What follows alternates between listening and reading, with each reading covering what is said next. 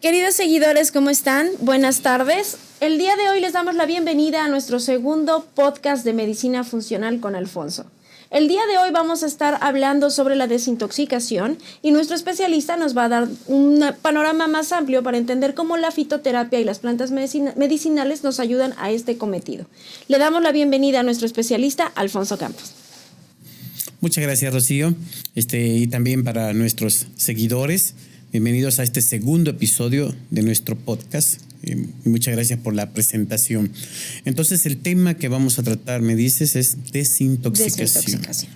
Correcto. Adelante, lo que nuestros seguidores hayan preguntado. No sé si hay preguntas, dudas. Hablemos de desintoxicación. Sí, hablemos de desintoxicación.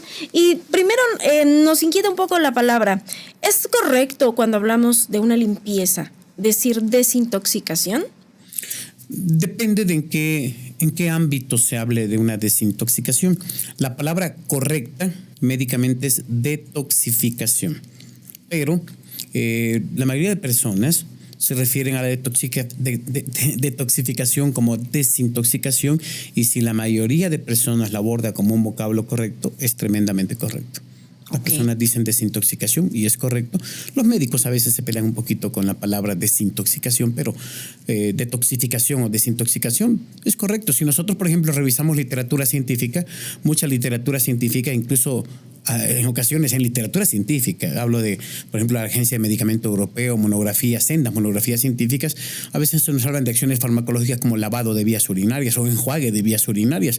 Finalmente, son vocablos que son correctos. Solamente si nos ponemos así como que ríspidos, rígidos o hasta clasistas con el lenguaje, pues podríamos tomar el tema de desintoxicación de forma diferente. Muy bien.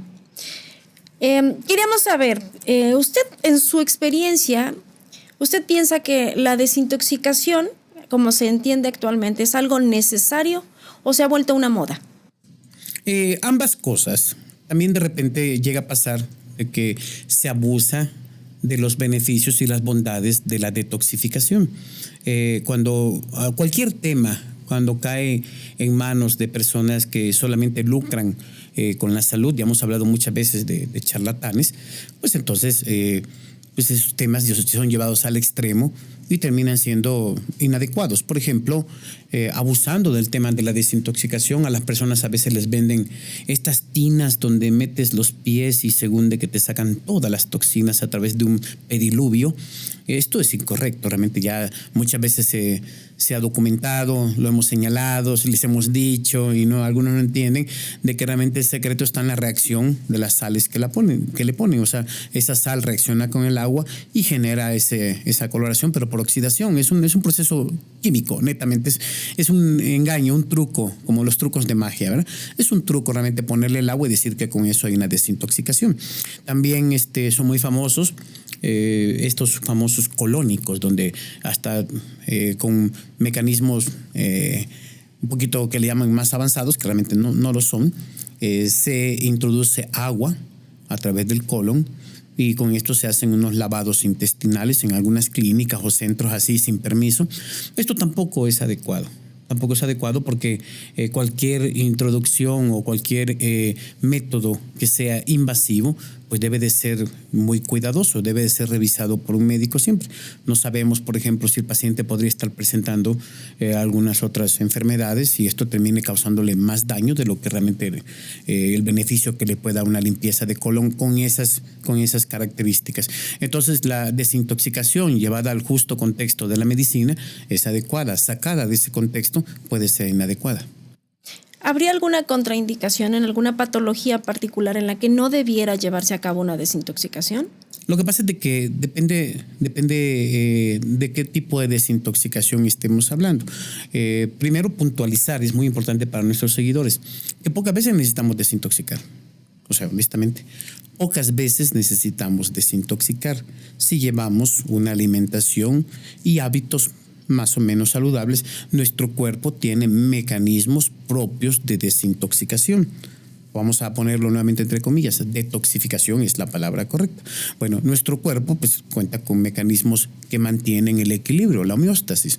Y para mantener la homeostasis hay mecanismos que son drenadores, mecanismos de amortiguación, desde la sudoración, que es un mecanismo de detoxificación, la orina, la defecación. Tenemos muchos más, realmente el sistema linfático, nuestro hígado es el gran detoxificador. O sea que si nosotros nos alimentamos bien, llevamos buenos hábitos alimenticios y buenos hábitos de vida, pues no necesitaríamos realmente hacer una desintoxicación, tomar agua, por ejemplo. Pero el problema de la desintoxicación es que la mayoría de personas no llevan una alimentación que sustente esta desintoxicación natural. En lugar de tomar agua, ya lo he señalado, muchas personas por la mañana pues se toman su refresco. Hay personas que abusan de las bebidas alcohólicas, abusan del consumo de grasas, abusan de algunos alimentos ultraprocesados, abusan de las harinas, abusan de los azúcares. Y cuando hay un abuso o algo que se lleva al extremo, pues entonces ya no es adecuado. Y es ahí cuando a veces se requiere una desintoxicación. También los medicamentos, personas que tienen que tomar medicamentos por alguna enfermedad, están prescritos muchos medicamentos sin meternos en el tema de que a veces hay personas que toman muchos medicamentos y algunos son innecesarios, totalmente innecesarios, pero al ser cualquier medicamento un agente xenobiótico, o sea, un agente extraño, ajeno para nuestro cuerpo, el cuerpo en consecuencia da una respuesta a ello y la respuesta normalmente es metabólica. El hígado tiene mucho más trabajo, mucha más forma de acumulación de toxinas y entonces es cuando realmente necesitamos una desintoxicación por medicamentos, desintoxicación por alcohol, si tenemos algún problema en vías urinarias, si de repente nos hemos descuidado, como dije, tomado mucho refresco, por ejemplo, pues una desintoxicación renal viene bastante bien. Entonces la desintoxicación es adecuada dependiendo del contexto en el cual la vayamos a utilizar. ¿Y cuáles serían, dentro de su práctica clínica, los fitofármacos que usted recomienda para hacer una desintoxicación? En casos hepáticos, por ejemplo, o renales. Bueno, lo primero que yo digo siempre, voy a insistir en ello, Rocío, voy a insistir en el tema de que cuando alguien me dice, quiero desintoxicar mis riñones, entonces yo le pregunto, ¿por qué? Uh-huh. O sea, ¿cuál es la razón? Si los riñones son precisamente filtro de nuestro cuerpo y son órganos de desintoxicación. ¿Por qué necesita desintoxicar? No, pues es que yo leí de que es bueno desintoxicar. No es bueno desintoxicar si no se tiene la necesidad. ¿Por qué? Porque normalmente si vamos a hacer una terapia de lavado de vías urinarias, que es una desintoxicación realmente de vías urinarias, pues entonces vamos a incrementar la uremia. O sea, el paciente va a orinar más. Y si el paciente orina más, corre el riesgo también, por ejemplo, de bajar los niveles de potasio, una hipopotasemia, por ejemplo, de desbalancear o romper el equilibrio de los electrolitos con sus consecuencias, por ejemplo, a la presión arterial. Entonces, de repente, un paciente que piensa que se está desintoxicando los riñones, se está tomando diuréticos para desintoxicar sus riñones por prevención, podría estar causando otro problema. Entonces, tendría que estar justificada la desintoxicación de los riñones en cuál es la causa por la cual, el origen por el cual queremos hacerlo. Personas, por ejemplo, que de repente una vez al año quieren desintoxicar porque sienten que han tomado mucho refresco, está bien, se hace una terapia de lavado. Si este paciente no es hipertenso, si no está diabético, no tiene otras comorbilidades donde se corre riesgo por pérdida de electrolitos, pues está perfecto. Puede hacer una desintoxicación renal una vez al año, digamos un mes del año, listo, hasta el otro año lo repite, y es una forma también de prevención de enfermedades. Se pueden prevenir muchas enfermedades a través de la desintoxicación. Repito, es un mecanismo preventivo, pero hay que hacerlo de la forma más adecuada posible. La recomendación sería acudir con un especialista y que se determine si su estado de salud lo requiere entonces. No tanto así, porque de repente también podemos volvernos como muy tecnicistas, muy cientistas, ¿no? O sea, que me voy a hacer una desintoxicación, sí, pero vaya con un especialista. ¿Y quién es el especialista en desintoxicación? Si vas y le preguntas a un médico convencional, una desintoxicación corre el riesgo que se burle de ti.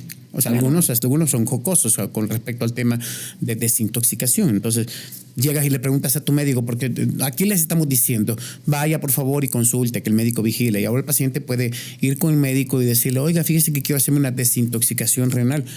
Y corre el riesgo que el doctor pues tenga un criterio tal vez muy hermético al respecto, o sea, una cabeza cerrada, pues, y que se burle, se ría, o diga, no, esas son tonterías, ¿me entiendes? Entonces, ¿cuál es el criterio que realmente tenemos que tener para hacer una desintoxicación? Es la salud en general, es la propia conciencia, es saber si de repente nos hemos como que desviado un poquitito de los buenos hábitos alimenticios. De repente hay periodos en la vida en el cual todos nos descuidamos. A todos nos llega a pasar, ¿eh? O sea, por más que conocemos, que sabemos, llega un momento en el cual decimos, no, pues como que ya me anduve consumiendo tal vez muchos fines de semana más bebidas alcohólicas de las que debía, anduve comiendo más carnitas, cueritos de lo que debía. Entonces, cuando hay un exceso en cualquiera de estos hábitos, pues es adecuado que uno mismo pueda hacer una desintoxicación, pero repito, siempre y cuando sea temporal y no sea en la búsqueda de una corrección, como por ejemplo que ahora se acostumbran las desintoxicaciones para bajar de peso. Las desintoxicaciones para bajar de peso son incorrectas. Okay. Incorrectas. Podemos hacer una desintoxicación de forma preventiva, no de forma correctiva. Ese sería el punto medular de cuando hacer una desintoxicación. Si yo ya estoy enfermo, una desintoxicación ya tendría que ser promovida por un médico. Pero si no estoy enfermo, puedo hacerla de forma preventiva. La obesidad es una enfermedad, es una condición, no es un síntoma. Entonces, hay que actuar en consecuencia. Sí, desde hace mucho tiempo, por ejemplo, se pusieron de moda los laxantes, que son una forma de desintoxicación digestiva. Se pusieron de moda, provocan diarrea, obviamente, pero también provocan pérdida de electrolitos, daño a la permeabilidad intestinal. Entonces, el uso prolongado de los laxantes para bajar de peso es inadecuado y lo disfrazan como que si fuera desintoxicación de estómago, pero la gente los utiliza para bajar de peso. Bajar de peso no es un tema de evacuar. O sea, lo iba a decir de otra forma, pero no. O sea, la gente piensa de verdad que solamente con ir al baño, con evacuar, con eso se puede bajar de peso. No es tan sencillo. Bajar de peso es realmente multifactorial. Es un tema que en algún otro momento podemos hablar sobre obesidad, sobre sobrepeso, pero sí se equivocan las personas si creen de que una desintoxicación se va a realizar con el objetivo de bajar de peso. No es así. Lo primero que vamos a pensar es que la desintoxicación es para prevenir enfermedad y es adecuado, repito. La recomendación entonces preventiva sería una vez al año.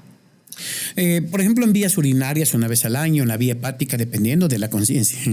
Imagínate una persona que toma porque tiene una prescripción, por ejemplo, pacientes con artritis reumatoide, tienen normalmente AINES, en ocasiones tienen esteroides, tienen inmunomoduladores, o sea, tienen medicamentos que pueden llegar a tener un impacto bastante fuerte en el hígado constantemente. De hecho, el reumatólogo tiene que estar evaluando enzimas hepáticas para ver cómo se encuentra el paciente. En estos pacientes, cada 6 meses tenemos que estar actuando con una desintoxicación preventiva del hígado para mejorar las funciones hepáticas, los hepatocitos. Entonces, va a depender siempre de cada caso.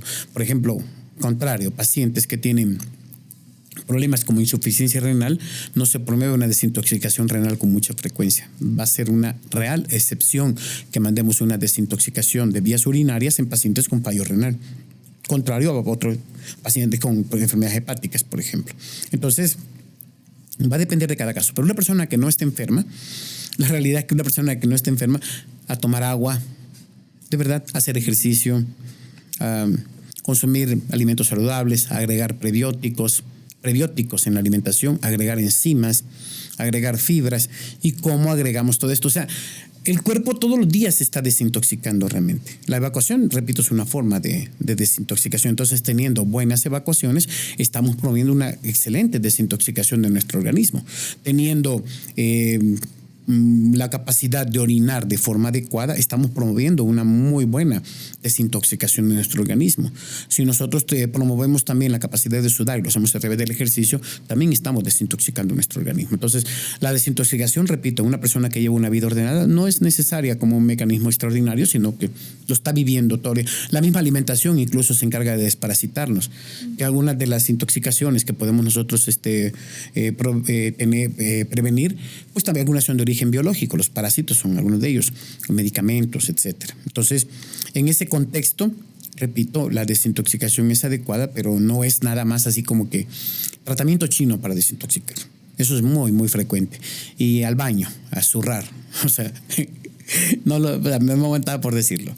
Pero es que es la verdad. O sea, a la gente tienes que hablar como realmente que lo entienda, ¿no? Entonces, el tratamiento chino te va a desintoxicar tu estómago, te va a dejar el vientre plano, te va a bajar de peso, sí, porque te va a promover evacuaciones. Sin embargo, no es la solución a la obesidad. bajar 1 kilo, 1,5 kilos no es tratar la obesidad. Eso es muy importante que las personas lo sepan. O sea, bajar 4 kilos, 5 kilos no es tratar la obesidad. No es así. O sea, de nada sirve. Y esto me gustaría que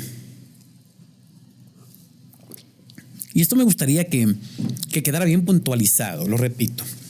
A veces al paciente baja tantos kilos en tanto tiempo, baja tantos kilos en un mes, baja tantos kilos en una semana, baja lo que sea.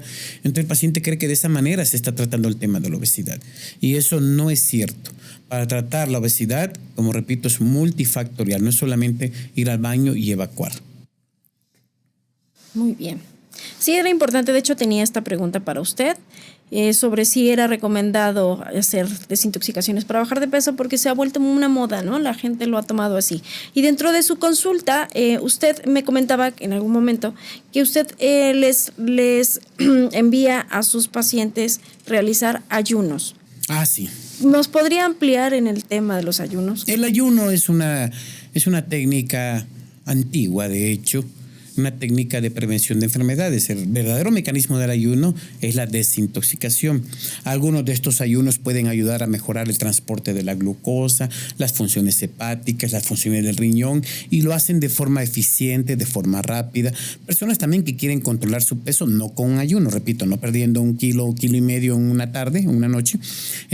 Sin embargo, haciendo del ayuno un hábito constante, digamos una vez a la semana, sí que se puede. Además, el ayuno promueve otros procesos bioquímicos que terminan siendo útiles para la prevención de muchas otras enfermedades, por ejemplo la inflamación sistémica, y si se previene la inflamación a largo plazo puede ser determinante para enfermedades como cáncer, por ejemplo. Entonces, si nosotros prevenimos inflamación, sí que podemos tratar muchas enfermedades y prevenirlas a largo plazo. Y el ayuno ha demostrado promover el control de algunos de estos agentes inflamatorios dentro de nuestro cuerpo, inhibir, por ejemplo, algunos inflamatorios a través de esta medida que es el ayuno. Sin embargo, yo no mando, y esto debo de señalarlo, estoy de acuerdo totalmente, pero yo no mando ayuno total. Nunca he mandado ayuno total a mis pacientes. Yo lo que mando es un ayuno que le conocemos como monodieta. Entonces va a depender, aprovechando las propiedades de algún alimento, porque acuérdate que el alimento también es medicina. Tenemos alimentos como los ejotes, por ejemplo, que contienen faciolina A, faciolina B, actúan sobre la amilasa. O sea, tenemos bien documentado todo esto. Entonces, si tenemos todas estas actividades del ejote, Phaseolus vulgaris, actúa en el metabolismo, síndrome metabólico, síndrome de ovario poliquístico. O sea, en todo esto actúan los ejotes, ya diciéndolo así de manera muy clara, ¿no? Entonces, si tenemos toda esta actividad en los ejotes, a un paciente le mandamos un ayuno con ejotes y resulta que el paciente comienza a mejorar la sensibilidad a la insulina y consecuentemente también comenzamos a tratar la obesidad. También mejora la saciedad, la ansiedad por comer. O sea, y esto es una forma de desintoxicación benéfica sin que el paciente esté sufriendo realmente, porque no aguanta hambre, solamente tiene que ser disciplinado con consumir ejotes durante las horas que se le mandan. Un ayuno de ejotes es una medida emergente, por ejemplo, para tratar a aquellos pacientes que están con niveles de glucosa elevado y que no se pueden controlar, que son pacientes difíciles de controlar, que incluso ya se les está poniendo insulina, se les ha puesto insulina de forma emergente. En ocasiones, con un ayuno de ejotes, nosotros podemos mediar estos niveles de glucosa para mientras vamos controlando al paciente a largo plazo. También los pacientes diabéticos que hacen ayuno con ejotes tienen mayores probabilidades de que su medicamento sea más eficaz. O sea, crea una sinergia con el medicamento. Mejora la sensibilidad a la insulina, mejora el transporte de la glucosa, la conversión de la glucosa, inhibe la gluconogénesis. Y bueno, todo esto lo hace el ayuno con ejotes. Entonces, para hacer un ayuno con ejotes no es necesario que el paciente esté diabético. Paciente prediabético previene.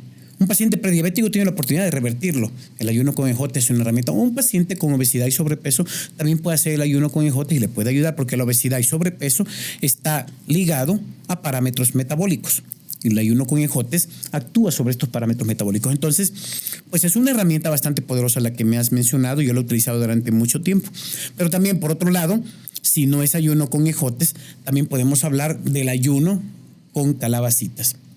El ayuno con calabacitas también provee estos beneficios a los pacientes, desintoxica, controla parámetros metabólicos, mejora el transporte de algunos elementos como la glucosa, y nuevamente volvemos al tema de las grasas. Si bien es cierto de que no hay así como que quemadores de grasa, porque eso de quema grasa con esto, quema grasa con aquello, pero sí se puede mejorar el metabolismo de estas, la conversión de estas, y entonces consecuentemente tenemos menos niveles séricos. Así es como actúa. Algunos de estos elementos que están en la calabaza, por ejemplo, pueden actuar directamente sobre la síntesis de colesterol, inhibiendo la síntesis de colesterol. Entonces se beneficia bastante el paciente. Estas son desintoxicaciones que son de alguna forma inteligentes, tengo que decir así, inteligentes. No le sometemos al paciente a purgas, a drama y todo esto, no, simplemente le educamos.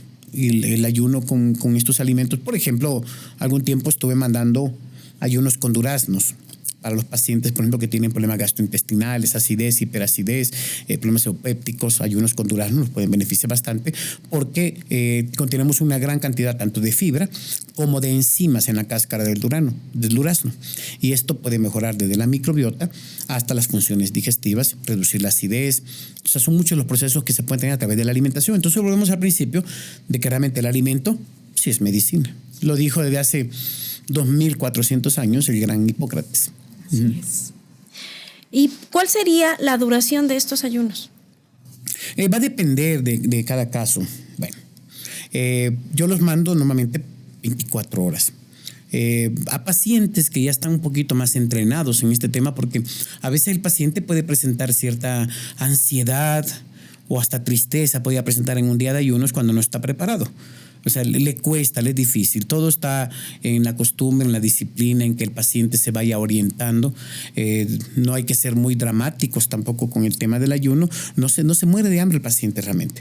Pero pues hay pacientes que les cuesta, que ya son las 11 de la mañana, 12, y ya probaron la galletita y ya se arruinó el ayuno.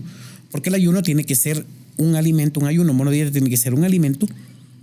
Monodieta es un alimento, solamente ese alimento. Ahora también pasa quiero recalcar el ayuno de ejotes, por ejemplo. Cuando lo mando, a veces llega a pasar que el paciente con un poquito de falta de sensatez me dice, puede ser ejotes, cociditos con camarón o guisaditos con carne o no sé, ahí ponerle chilito piquín, no sé, no es así.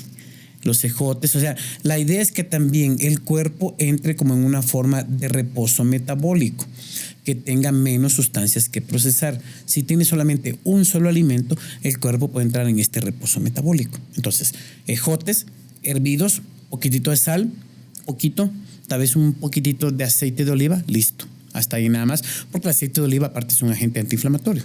Entonces, hasta ahí nada más. Pero ya ponerle que camaroncito, que carne, que adornarle con aderezo y todo eso, pues entonces ya no estaríamos haciendo un ayuno adecuado y mejor evitarlo. Muy bien, muchas gracias. Entonces, ¿usted recomienda, por ejemplo, en pacientes niños que por alguna patología tengan que tomar muchos medicamentos, que se les lleve a cabo una desintoxicación? Sí, ¿y a partir de qué edad? ¿Me podría repetir la pregunta, por favor? Sí, dicen pacientes menores, niños, que tuvieran alguna patología que los obligara a tomar algún medicamento constante, diariamente. ¿Se recomendaría una desintoxicación? Sí, ¿cuánto tiempo o a qué edad? ¿A partir de qué edad? Yo no consideraría adecuado hacer una desintoxicación como tal, sino que consideraría adecuado intervenir ya de forma directa. Por ejemplo, un niño que estuviera tomando un tratamiento, hablemos de un niño, por ejemplo, con leucemia. Ya hablamos ya de tratamientos en los cuales los medicamentos pueden llegar a ser muy agresivos con el hígado. Yo intervendría ya de forma directa, no que haga una desintoxicación, que haga un ayunito. No. Ahí de una vez mandar un extracto como el de cardo mariano, por ejemplo, que actúa directamente en el hígado, en la función de los hepatocitos, hace esta detoxificación, incrementa los mismos mecanismos del hígado para la detoxificación, pero ya es una intervención con algo mucho más sofisticado. Muy bien. Y dentro de las plantas medicinales que tenemos vastas, ¿nos podría platicar un poco más, por ejemplo, del boldo? El boldo es una planta medicinal que, desde mi opinión, ha sido bastante sobrevalorada. O sea, el tecito de boldo El problema está cuando lo llevamos a la inexperiencia. Por ejemplo, un tecito de boldo está bien si traes un problema digestivo, una molestia por ahí, no estás teniendo buena digestión, algún problemita de acidez incluso. Y también el boldo tiene propiedades hepatoprotectoras, puede ayudar a proteger las funciones del hígado. Sin embargo, cuando hablamos del boldo sí debemos de ser un poquito más delicados, un poquito más precavidos, más que nada. ¿Por qué? Porque el boldo contiene alrededor de 20 alcaloides. La boldina, la pseudoboldina, isoboldina, son bastantes. Noraboldina, si no mal recuerdo. Pero bueno, estos alcaloides, algunos de ellos, no todos, porque he escuchado por ahí que los alcaloides, y no. Hay más de 3.500 alcaloides y no todos son altamente tóxicos. Pero algunos de estos alcaloides sí pueden crear cierta hepatotoxicidad si su uso es prolongado. Desafortunadamente, el uso prolongado que nos marcan las diferentes agencias de medicamento nos dicen de que es muy corto. O sea, quiere decir de que el boldo no se puede utilizar durante mucho tiempo. Tomar un tecito de boldo durante 3 semanas, 4 semanas está bien. Ya más tiempo ya no es adecuado por la presencia precisamente de estos compuestos. Y también la presencia de un compuesto que conocemos como beta-tuyona en cantidades más o menos significantes, que puede llegar a ser incluso neurotóxico. Entonces, con el boldo sí hay que tener un poquitito de precaución. No se debe prescribir boldo a niños que sean menores de 12 años, no se debe prescribir boldo en mujeres embarazadas ni mujeres lactantes por falta de evidencia científica. Repito, eso es el boldo, no es una de mis plantas medicinales así como que muy favoritas, lo digo honestamente. Algunas veces lo utilizo, pero como tengo otras herramientas que son más seguras, más eficaces, pocas veces utilizo yo el boldo. No estoy hablando mal del boldo, ¿no? Pero es que esto es en base a mi experiencia y mis preferencias también. Sí. Claro, sí, la pregunta también obedece a que nos preguntaban sobre el boldo. En el mercado es muy famoso, ¿no?, el uso del boldo para las personas. Y también nos preguntaban sobre el diente de león.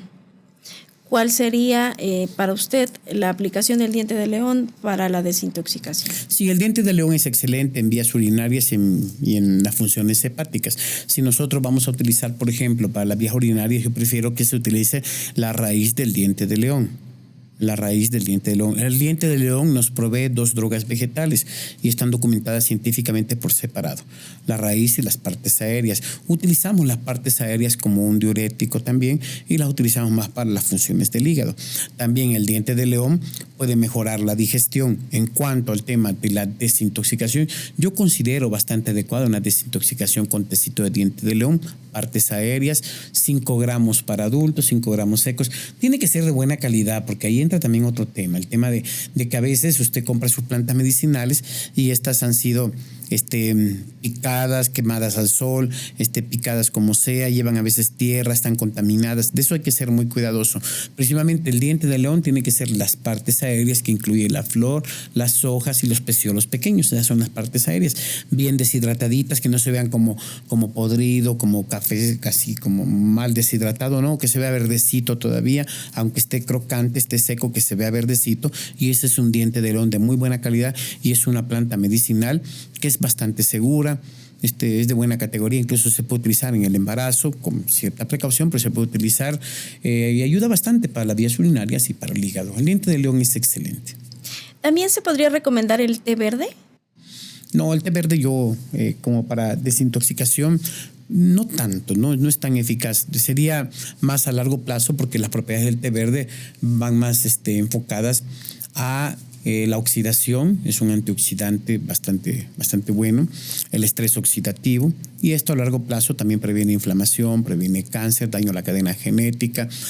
Sin embargo, el té verde sí tiene que ser utilizado con un poquitito más de cuidado. Muchas personas utilizan el té verde, desde que fue el boom del té verde, lo utilizan de forma indiscriminada. El té verde, su uso indiscriminado puede llegar a causar problemas incluso a nivel cerebral. Entonces pasa de ser un neuroprotector a que puede ser un neuroagresor por la presencia de las catequinas. Entonces, claro, estoy hablando de dosis sostenidas por mucho tiempo. Incluso el té verde está contraindicado, o sea, tiene que ser vigilado en aquellos pacientes que padecen lupus eritematoso, por ejemplo. Entonces, el té verde yo no lo consideraría como una herramienta de desintoxicación así preventiva, que la gente pueda utilizar con toda la confianza y decir, pues me tomo el tecito verde. No, sí, tomarse un té verde está bien como antioxidante, nos ayuda a mantener el peso, También tiene propiedades hipolipemiantes, o sea, disminuye el nivel de grasa, de colesterol, mejora el sistema cardiovascular. Todo esto lo hace el té verde y es bueno. Pero, digamos, 6 meses te tomas un tecito de té verde máximo. Está bien, 2 meses, 3 meses, 1 año, 2 años, personas que tienen 10 años tomando té verde de que se puso de moda, pues en algún momento pueden llegar. No estoy diciendo que lo vayan a tener, porque de repente cuando uno habla de los efectos secundarios o adversos que puede tener una planta medicinal, no falta de verdad la persona que sale y te dice, yo lo he tomado durante tanto tiempo y míreme, aquí estoy. Pues sí, pero los ensayos clínicos y los estudios no se hacen basado en eso. Se hacen basados en estudios mayores, no se hacen basados en la vecinita que tomó durante mucho tiempo H24 y que no le ha pasado nada, ¿me entiendes? No es así. Entonces, el té verde tiene que ser utilizado con un poquito más de cuidado. Muy bien. ¿Y qué nos podría usted platicar de la jamaica? ¿Qué quieres que te platique? Para la desintoxicación, para la limpieza. Bueno, la jamaica es excelente, es una droga vegetal que para mí es magnífica. La Agencia del Medicamento francés incluso la recomienda para atletas de alto desempeño. Mejora también la oxidación, mejora la respiración en atletas. Esto se ha probado con evidencia clínica. La jamaica mejora a los pacientes que padecen hipertensión, puede disminuir la presión arterial y se ha probado en aquellos pacientes normotensivos sin afección. O sea, quiere decir de que no puede provocar hipotensión en pacientes sanos. Solamente disminuye la presión arterial en los pacientes que padecen hipertensión. Eso es algo muy importante. Mejora también la función vascular, mejora la disponibilidad de óxido nítrico a nivel de arterial, entonces a nivel de la pared vascular, perdón. Entonces tenemos en la jamaica una droga vegetal excelente con actividad diurética, también tiene actividad hepatoprotectora y recientemente se le ha encontrado que es un buen neuroprotector.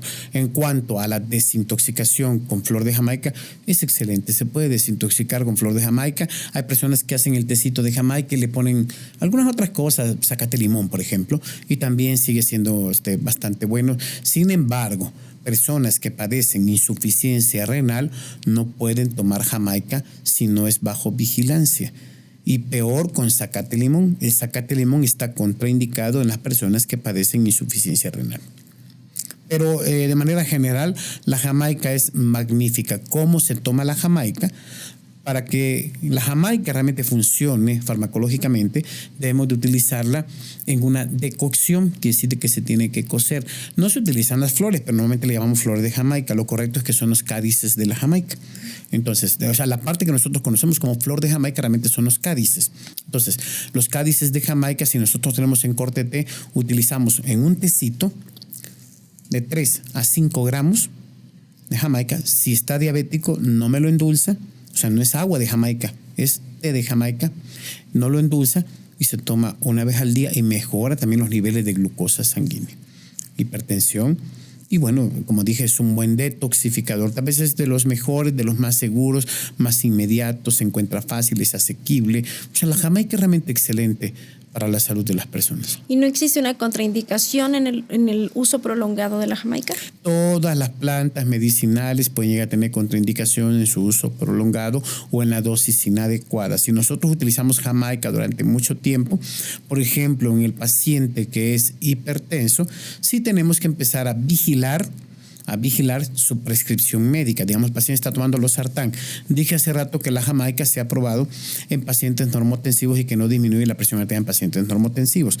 Pero resulta que cuando se alcanza la normotensión derivada del uso de la jamaica, losartán sí puede llegar a generar ahí un poquito de presión baja. Entonces hay que controlar la dosis o acudir con su médico. Decir, mire, aunque el médico pues pocas veces va a actuar en consecuencia. Ya imagínate, porque a veces decimos vaya con su médico. Ok, vas con tu médico, imagínate tú, imagínalo así. Vas con tu médico, le dices, doctor, fíjese que necesito que me baje la dosis de losartán porque me estoy tomando el tecito de Jamaica y ya me siento, te va a decir, no, o sea, tú y tu pinche tecito de Jamaica. O sea, la mayoría, claro, no digo todos, sí. ¿No? Entonces, tal vez irlo mediando o irlo a menos vigilando, o a menos que ya tengas la información de que si tomas Jamaica, se debe de vigilar la dosis de losartán. Tal vez ni tan siquiera le mencionas a tu doctor, no es lo correcto, honestamente no, pero pues también actuando en el contexto de cómo realmente son las cosas, que a veces le confías a tu médico, me ha pasado muchas veces, ¿no? De que le dices a tu médico, me estoy tomando tal planta medicinal y casi sales regañado, pues entonces si quieres no omites decirle, pero decirle, sí, mire doctor, parece que la presión ya se me está bajando un poquito y pues podemos mediar el losartán. O cualquier otro medicamento, eso no es un ejemplo, ¿no? Pero sí, la jamaica tiene contraindicación a largo plazo, pues podría ser también las personas que están tomando antiagregantes, porque también tiene esta actividad antiagregante y antiplaquetaria. Entonces, al juntar uno con otro, tendríamos una actividad que estaría sobreexpresada. Por ejemplo, estás tomando warfarina, estás tomando aspirina Protec y de repente estás tomando jamaica durante mucho tiempo, puede llegar un momento en que la agregación plaquetaria se vea demasiado disminuida también. Son antiagregantes. Entonces, ahí lo que se tendría que hacer es mediar una dosis contra la otra. Hay que vigilar todas las plantas medicinales. Por favor, esto me gustaría que siempre nos quedara muy claro en cada programa. Todas las plantas medicinales tienen efectos secundarios, efectos adversos, contraindicaciones, problemas con sobredosificación. Algunas plantas medicinales llevadas a una dosificación extraterapéutica pueden dañar el hígado, pueden dañar los riñones, pueden dañar el cerebro, pueden dañar el sistema nervioso, pueden dañar el estómago.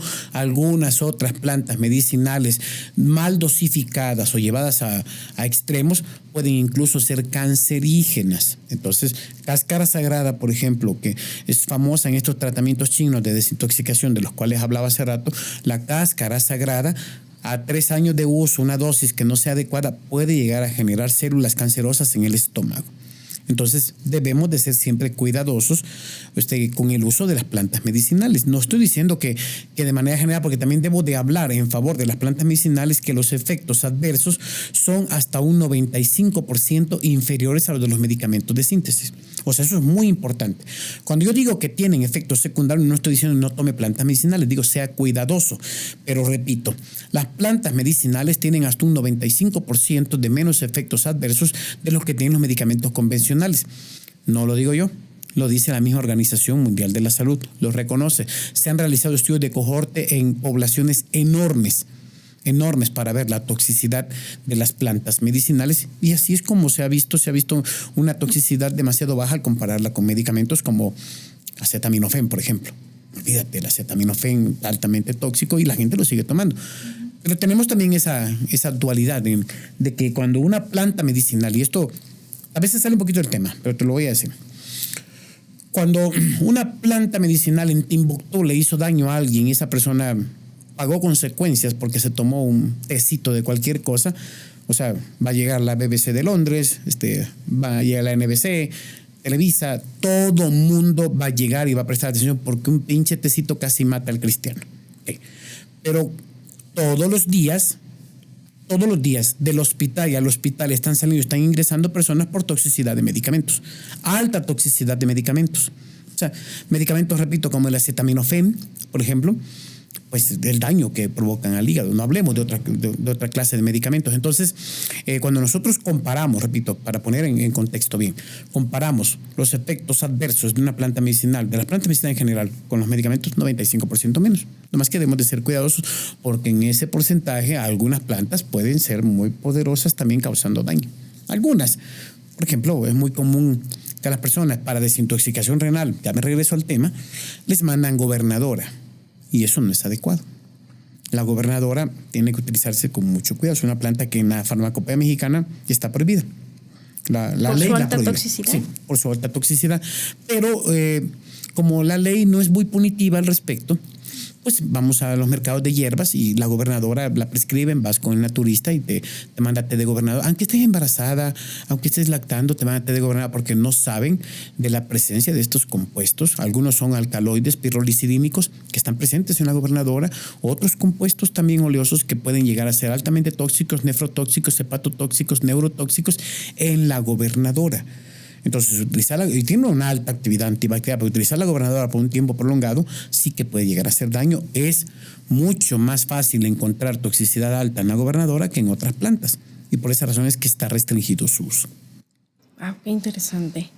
Quería preguntarle también, dentro de las dietas, cuando nosotros nos alimentamos, y que ya toca usted el tema sobre la importancia, sobre todo en la medicina, en la cocina mexicana utilizamos mucho el perejil. ¿El perejil está indicado para una desintoxicación?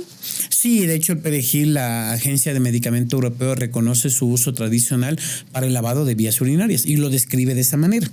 el lavado de vías urinarias. O sea, mientras, hago un paréntesis también, mientras aquí algunos médicos son así como que recalcitrantes con el tema de desintoxicación, limpieza de riñones, la Agencia de Medicamento Europeo documenta una droga vegetal con el término lavado de vías urinarias. Así de sencillo. Entonces, tiene actividad astringente, por ejemplo, tiene también actividad diurética.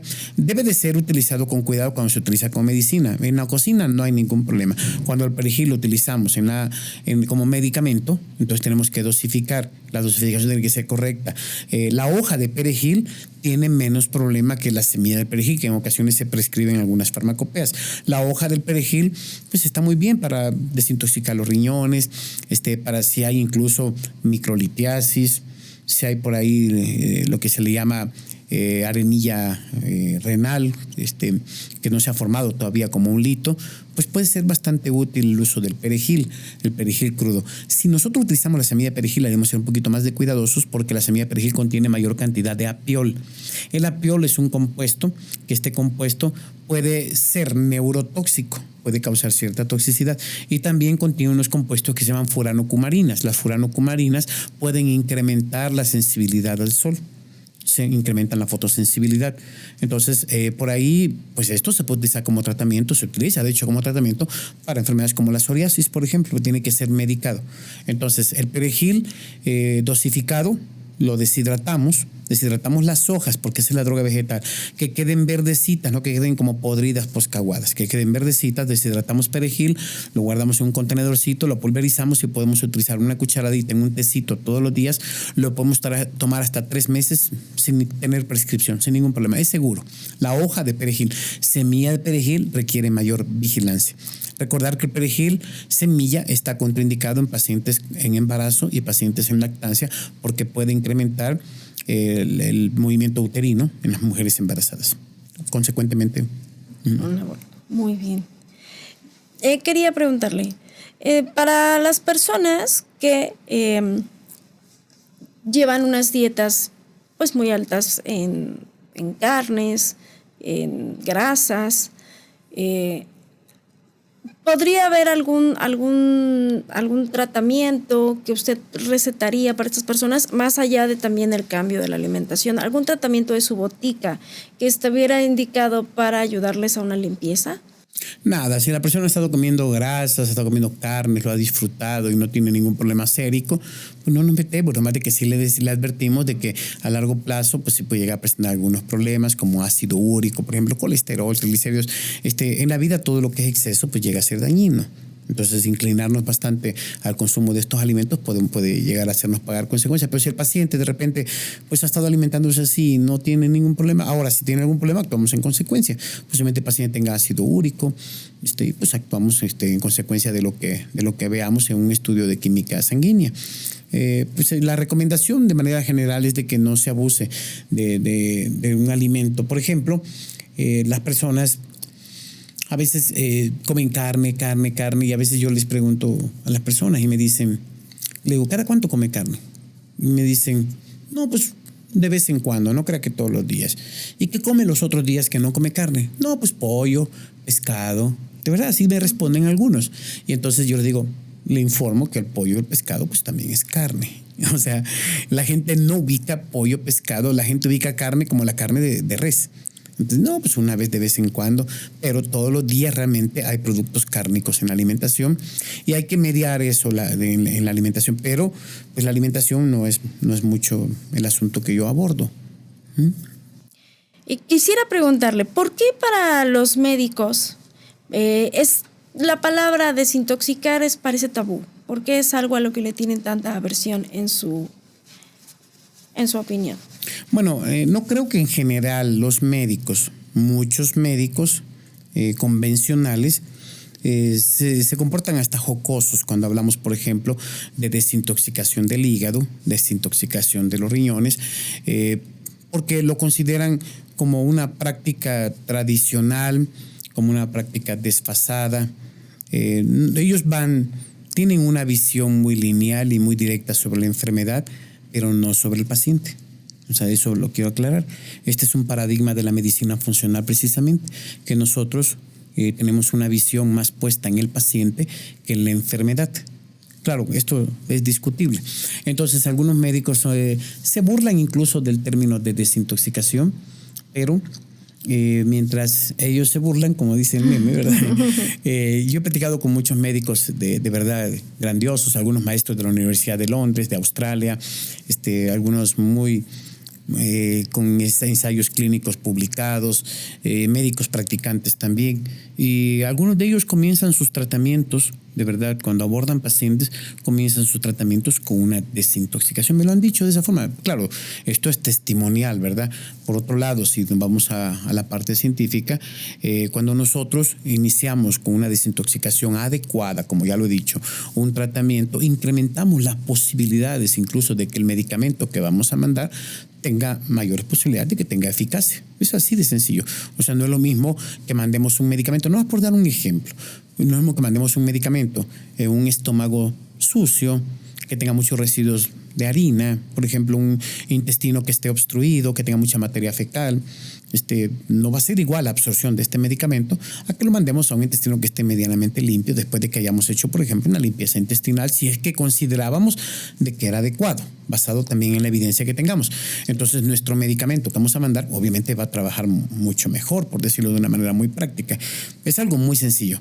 Entonces, la desintoxicación va a seguir siendo una práctica médica. Mientras muchos médicos se peleen con esto, pues resulta de que durante muchos años la medicina tradicional, hay que hablar también de ella, la medicina tradicional, y hablo de las abuelitas, de las curanderas, comenzaban sus tratamientos con purgas, por ejemplo. No son prácticas que se deban de hacer en casa. Las personas que conocían esto comenzaban sus tratamientos con una purga. Yo sí crecí, por ejemplo, yo crecí en la época en la cual no pasaban 6 meses sin que mi mamá nos diera aquellos triangulitos que sabían horrible, ¿no? O sea, creo que era sulfato de magnesio, no sé si lo ubico bien, pero eran purgas, era de aquí está tu cuadrito, tu triangulito y aquí está tu naranja y pásatelo. No, hombre, era tremendo. O te metían las cucharadas de aceite de oliva, eran unas formas de purgas y pues de alguna manera pues causaban daban beneficio a la salud, nunca se fracasó con ello, nunca se tuvo ninguna consecuencia grave. Es una práctica que está muy arraigada en la población. La medicina indígena, por ejemplo, también trata muchas enfermedades con desintoxicación. Entonces, claro, la medicina convencional, moderna, en ocasiones no acepta esto, pero es solamente una visión diferente. No estoy diciendo que esté bien o que esté mal. Yo que digo que es una visión diferente, tenemos una visión distinta. Yo, en mi práctica médica, sí, con cierta frecuencia, cuando el paciente lo necesita, pues iniciamos con una desintoxicación, o a veces no propiamente una desintoxicación con fármacos, sino que con ajustes a la alimentación. Por ejemplo, yo acostumbro a agregarle frutas y agregar verduras al paciente y de esta manera pues el paciente mejora sus procesos microbióticos y de esta manera pues estamos haciendo una labor de desintoxicación también. Pues eso es lo que te puedo responder a aquellos médicos que de alguna manera no lo están haciendo. Pues no les critico ni les voy a corregir la plana, ni soy yo el que le pensé en el hilo negro. Pues la realidad es que sí les recomiendo que, aunque sea una vez en la vida, prueben un ayuno con manzanas para un paciente, por ejemplo, con enfermedades hepáticas. Un ayuno con manzanas. Y el paciente está diabético. Un ayuno con manzanas. No, pero es que la manzana contiene azúcar. Un ayuno con manzanas, por favor. O sea, podemos darle una explicación científica, buscarse lo que sea. Háganlo en la práctica. Un ayuno con ejotes. No se le puede controlar al paciente. De verdad, aunque sea usted el especialista más condecorado y que tenga, ya no le quepa un diploma más en su pared, aterrice un poquitito, vea a su paciente que está incontrolable y entonces yo le puedo decir un ayuno con ejotes y chequele la glucosa al día siguiente y no nada más, es un efecto del día siguiente. Vamos a revisar la glucosa los siguientes días si estamos educando al paciente y vamos a obtener resultados con un ayuno con ejotes. Entonces, todas estas prácticas yo creo que podrían ser bastante complementarias de la medicina, por muy científica que sea, en favor del paciente. Cuando pongamos en el centro de nuestra práctica al paciente y no solamente a la enfermedad y la ciencia que va en torno a la enfermedad. Claro. Y en su práctica clínica, en su experiencia, ¿hay algún caso en particular que la desintoxicación o el ayuno o alguna de las herramientas que usted utiliza le haya dado muy buenos resultados? Siempre hay muchos, siempre. Yo he tenido pacientes, por ejemplo, en una ocasión vino una paciente que me la mandaron del Seguro Social de aquí cerca de Metepec. O sea, no me la mandaron así directamente a mí, me refiero, la sacaron como diciendo que vaya a morir a su casa. O sea, ya esta paciente ya no podemos hacer nada, todo lo que podemos hacer ya lo hicimos. Y entonces la paciente venía en shock diabético, venía inconsciente incluso, y así con lo poquito que tenía me la trajeron y en esa ocasión, hace algunos años, comencé una desintoxicación con ayuno. Era para mí lo más importante. Comencé una desintoxicación con ayuno de ejotes precisamente, y de ahí ya comencé la intervención con diferentes fitofármacos, que son mis herramientas de trabajo.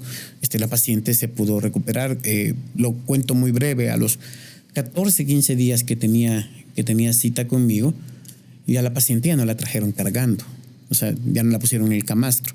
La paciente llegó por su propio pie y llegó muy deprisa, o sea, llegó así como que corriendo, ¿no? De ahí en adelante, esta paciente, pues, durante muchos años fue mi paciente, y siempre ella decía de que yo le había salvado la vida. Realmente nosotros no salvamos la vida, no tenemos ese poder para salvar una vida, pero sí podemos orientar al paciente para que su propio cuerpo genere todos los mecanismos que le llevan a la supervivencia, porque nuestro cuerpo es siempre un maravilloso superviviente, todo el tiempo. Por esa razón es de que en ocasiones el médico se embiste de Dios, lo que se considere Dios, porque yo tengo mi propia idea, ¿no? Pero a veces el médico se embiste de Dios y dice, este paciente va a vivir 1 año, va a vivir tantos meses, y hace un pronóstico, que no lo considero una buena práctica, pero hace un pronóstico. Ya viene el paciente con una etiqueta de yo voy a vivir 1 año, voy a vivir tanto tiempo, ¿no? Pero resulta de que ese pronóstico tiene altas probabilidades de fracasar, porque se va a enfrentar a una naturaleza muy superior, y es la naturaleza propia de nuestro cuerpo. O sea, el cuerpo puede generar mecanismos que todavía no están descritos en la ciencia para poder sobrevivir y para generar supervivencia. Entonces nosotros, los médicos, en consecuencia, somos guía para que el cuerpo encuentre ese equilibrio. El cuerpo en equilibrio va a sobrevivir, claro, hasta que llegue la muerte, ¿verdad? Es un proceso natural. Y ya en esto lo que nosotros buscamos es calidad de vida para nuestros pacientes, y también lo generamos a través de esta práctica médica que incluye realmente todo el paciente. Esa es la parte funcional de la medicina. Muchas gracias, médico. Bueno, entonces, ¿algún consejo final para desintoxicación? Pues podemos hacer uso de plantas medicinales tan simples como el perejil, como hablamos hace rato, tecitos de perejil para desintoxicar vías urinarias. Podemos utilizar, por ejemplo, las ensaladas. De hecho, muchas de las hojas verdes que nosotros agregamos en las ensaladas contienen ácido clorogénico. El ácido clorogénico es muy importante en estos procesos hepáticos de desintoxicación. El café también es un elemento de desintoxicación. Muchas personas consideran que el café puede ser lo contrario. No es así. El café contiene ácido clorogénico, contiene isoorientina. Todos son elementos que mejoran las facultades del hígado para desintoxicar. Entonces, la alimentación realmente nos provee muchos elementos de desintoxicación. Hay que hacer uso de la alimentación. Muy importante. Muchas gracias. Bien, pues con esto nos despedimos. Muchísimas gracias a todos por sintonizarnos este día. Próximamente estaremos con un nuevo invitado, ya les estaremos platicando en nuestras redes, y pues le agradecemos a nuestro especialista Alfonso Campos y nos vemos para la próxima.